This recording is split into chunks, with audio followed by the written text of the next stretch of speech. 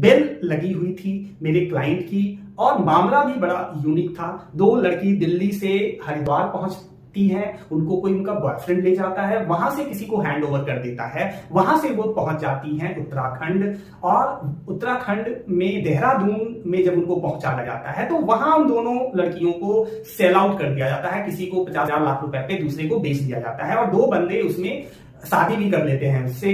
और दोनों लड़की की उम्र कम थी, नाबालिग थे। बाद में केस दर्ज होता है, उनकी रिकवरी होती है और इस तरीके से करीब करीब 8 लोग इसमें आरोपी बनाए जाते हैं, जिसमें 7 आरोपी को जमानत दे दी गई। वो लोग बाहर थे क्योंकि काफी वक्त, 1 साल से भी ज्यादा का समय जा चुका था, खत्म हो चुका था। मैं जिसके लिए था, एक आरोपी के लिए, उस पे इल्जाम था कि वो सेल परचेज होते वक्त वो वहां था। दोस्तों, मेरे ऊपर जो इल्जाम थे वो उतने गंभीर नहीं थे जो और लोगों के ऊपर थे। जिन्होंने लड़की से शादी कर ली, जिन्होंने लड़की को खरीदा, उनको जमानत दे दी गई, बट मुझे जमानत नहीं दी जा रही थी। मैंने ये दूसरी तीसरी बेल लगाई। कोर्ट ने सिर्फ ये कहना था कि 4 बजे आप ऑर्डर पता कर लेना, और 4 बजे जब मैं ऑर्डर पता करने जाता था तो स्टाफ कहते थे बेल डिसमिस।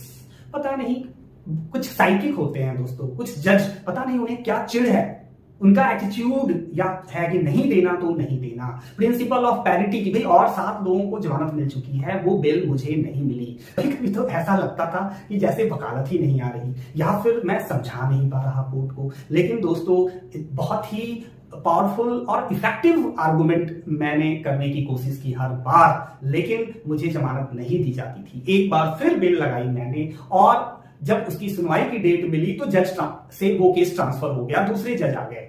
अब दूसरे जज ने, जैसे मैं खड़ा हुआ, मुझे सिर्फ ये कहना पड़ा कि सर सभी को जमानत मिल चुकी है इस केस में, सिर्फ मैं ही हूं इतने साल से, 1.5 साल से अंदर।